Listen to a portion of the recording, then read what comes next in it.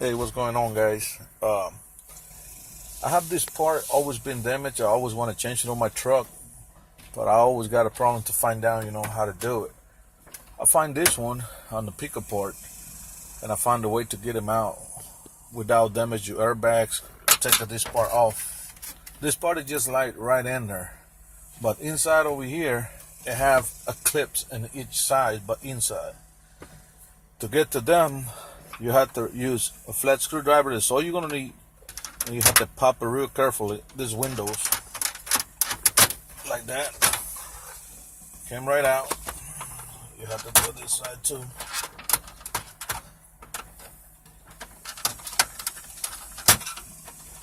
Just like I said, you gotta be careful with it.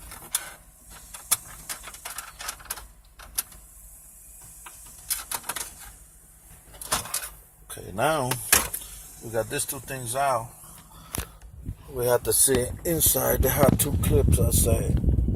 I don't know if you're available to see it. They're right on the upper corner. Right there. Right there.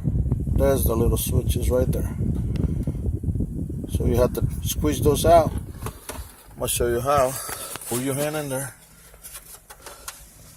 Press that switch and you wiggle it a little bit. There you go, it's loose. Now you go to the other side. Go back again. And come right out. And now this one, we just slide this one. Like that. That's pretty much it. And then when we put these things back inside, they have a hole in there. You can see it. You have to align this part with it. You see that hole? You have to align this box inside of it. So when you push it, just take a little time to align it. Boom. Right there. Same way over here. Remember, put it on the right side.